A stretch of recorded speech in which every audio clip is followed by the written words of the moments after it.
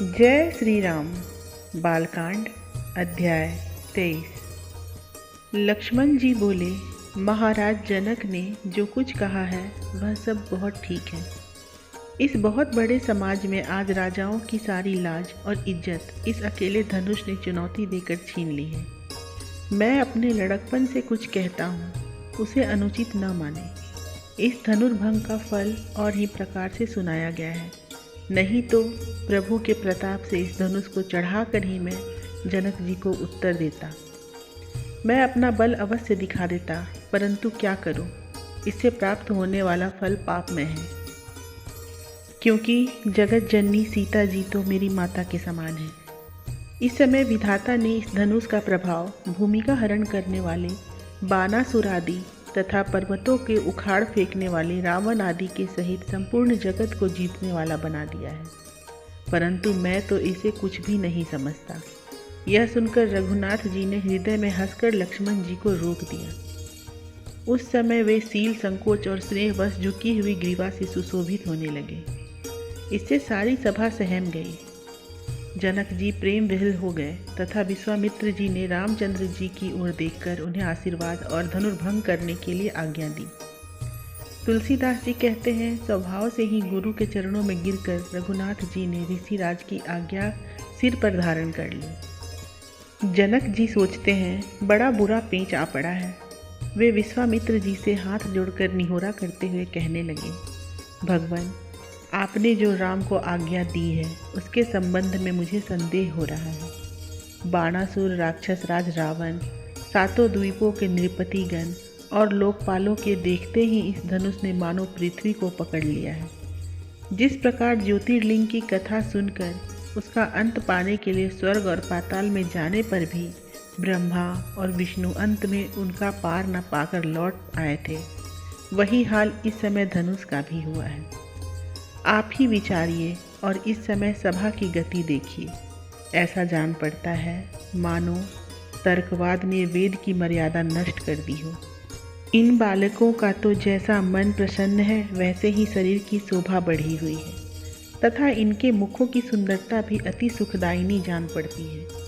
इनकी जो प्रसन्नता है वह या तो आपके भरोसे का बल है, या ये कोई छल किए हुए देवता हैं, या इनके कुछ सूर्यवंश का प्रभाव है, या केवल बालकपन है, अथवा विधाता ने मेरी कन्या सीता तथा विश्वव्यापिनी कीर्ति और विजय को बटोर कर कहीं इन्हीं के लिए तो नहीं रचा है। मुझे अपने प्रण का मोह नहीं है और ना सीता ही की विशेष चिंता है, क्योंकि जिस पुरुष ने जो कुछ बोया है वही काटेगा। मैं तो यही चाहता हूँ कि रघुनाथ जी की नीकी निकाई नीकी ही बनी रहे।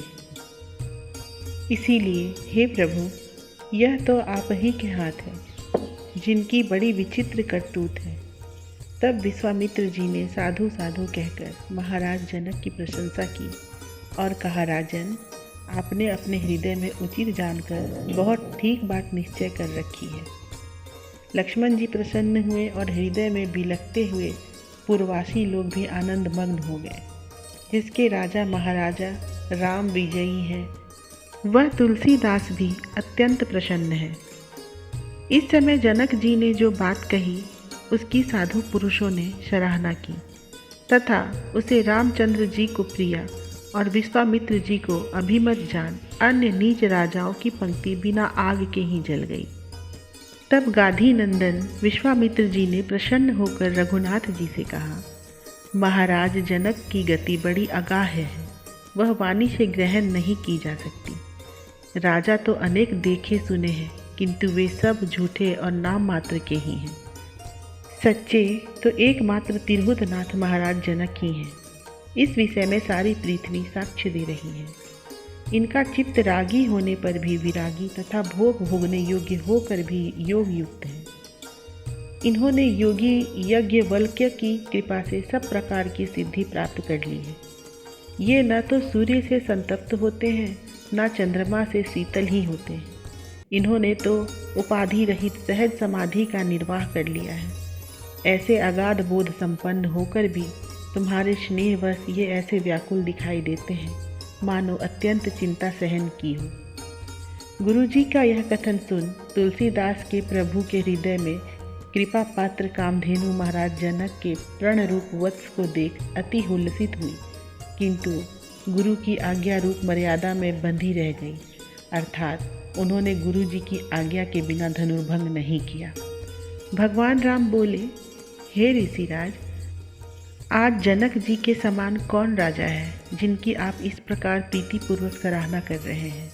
आह, इनके समान रागी एवं साथ ही विरागी दूसरा कौन भाग्यवान होगा।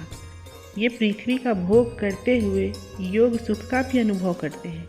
इनकी गति अलक्षित और मुनियों के भी मन को अगम है, उसे कौन जान सकता है। इनका श्री गुरु और भगवान शंकर के चरणों में प्रेम है। ये घर में रहते हुए भी विदेह भाव को प्राप्त हो गए हैं। इनके समान निर्गुण तथा सगुण प्रभु का भजन करने में भी भला कौन कुशल है। इनका कथन और रहन सहन एक समान है।